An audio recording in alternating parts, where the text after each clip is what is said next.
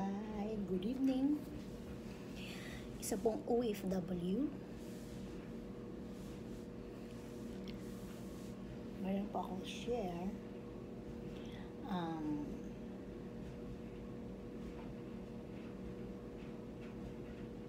Kasi lahat naman tayo may pangarap, di ba? Nangangarap tayong maganda yung kinabukasan ng ating pamilya. Yung bago tayo umalis sa bansa natin, marami tayong dalang pangarap.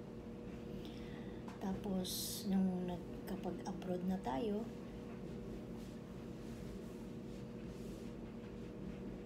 yung iba natutupad yung mga pangarap, pero yung iba hindi natutupad. Diba? Napaka-sad. Kasi, puno ka ng pangarap na umalis ng Pilipinas, ng bansa natin. Tapos, pag nakapunta ka na sa ibang bansa, yung lahat ng mga pangarap mo ay nawala. Bakit? Kasi yung iba, na-influence sila sa ibang mga OFW. Experience ko rin yan. Yung mga bagong salta sa ibang bansa ng mga first timer na nag-abroad ay na-influencehan sila ng ibang mga yung mga datihan na yung mga matagal na talaga nagtatrabaho sa ibang bansa. Yung magkakaroon ka ng, hindi naman masama yung mayroon kang kaibigan, di ba? Pero situate na yung kaibigan mo ay hindi ka mapapasama, di ba? So kailangan mong magmatsyal, kailangan mong tingnan kung nasa tamang kaibigan ka ba, na hindi ka ipapahamak. Kasi isipin mo, umalis ka, puno ng pangarap, yung pamilya mo.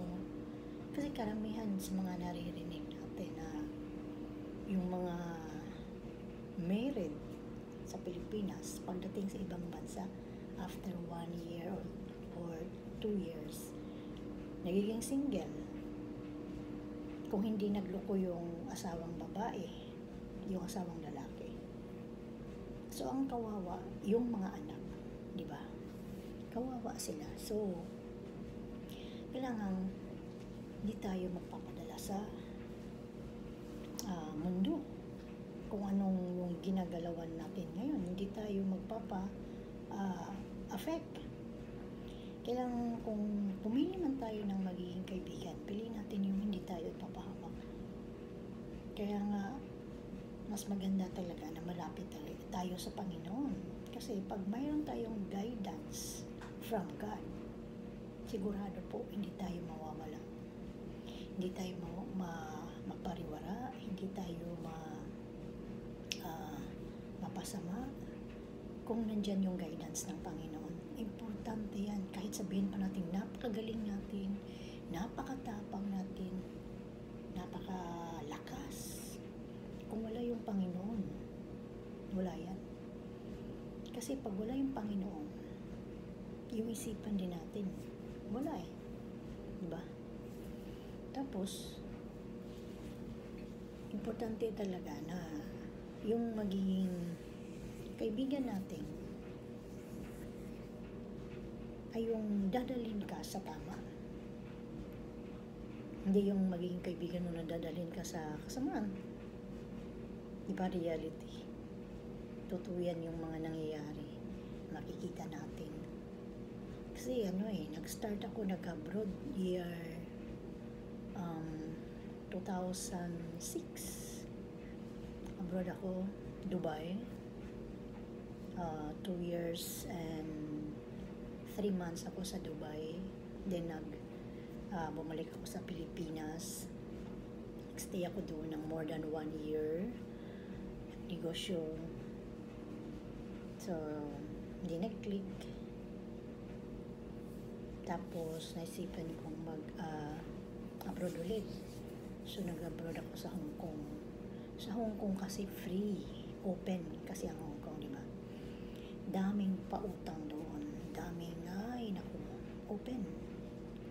Kung susunod ka, kung makikisayaw ka, sasayaw doon sa Hong Kong. You know what I mean? Na gagawin mo kung anong mga ginagawa nila doon sa Hong Kong. Marami kasi doon bars, maraming mga bars doon. Kasi free ang Hong Kong, di ba? Open. Tapos, kung walang mag-guide sa'yo, kawawa talaga. Kung walang mag-guide sa'yo. Hindi, isa ka sa naging kawawa at magiging kawawa din yung pamilya mo. Kasi, yung plano mo na bago ka nag-abroad, marami kayong plano, ay hindi yun matutupad. Kaya nga, kailangan talaga na malapit ka sa Panginoon. Kailangan talagang may Panginoon ka sa puso. Maraming nagsasabi na naniniwala naman ako sa Panginoon. Nagpipray ako. Diba? Maraming nagsasabi na naniniwala. Lahat naman tayo nagsasabing naniniwala. Pero iba yung relasyon mo sa Panginoon. Yun ang pinaka-importante. Yung deep relationship mo kay God. Kasi lahat ng yung anong mayroon sa iyo, galing yan kay God. Lahat yan galing kay God. Hindi yan sinasabi na pinaghirapan ko yan, kaya ko nakuha yan. Oo, pinaghirapan mo. Pero, huwag mong kalimutan na galing yan kay God lahat. Kasi pag ang God nang maniningil sa'yo, lahat ng mayroon ka, isang blink mo lang sa mata mo, wala yan. Kaya hindi natin ipagmayabang na kung malakas tayo, magaling tayo, hindi na natin ma-recognize yung God. So, kailangan talaga natin yung may matinding relasyon tayo sa Panginoon. Kasi yun ang pinaka-importante. Kasi ako, mula nang nag-abroad ako, di ako sumasama sa mga barkada-barkada. Church, home, church, home. Ganun lang. Tambay man ako, pero hindi ako yung sumasama sa mga grupo. Kasi dyan kasi nag-umpisa yung kasama ka sa mga grupo. Diyan nag-umpisa yun na may impluensyahan ka, di ba? Yun ang pinakaayaw ko. Kasi, nakatatak talaga sa isip ko, yung plano na mapabuti yung pamilya ko. Kasi nakikita mo, bago ka nag-abroad, ang hirap, di ba? Ang hirap. Magkasakit ka. Ang problema ka pa kung saan ka kukuha ng pera. Di ba? So, yun ang pinaka-importante na magkakaroon talaga tayo ng matibay na relasyon sa Panginoon. At hanggang sa susunod, yung sunod na topic natin ay ganun pa rin yung buhay ng isang OFW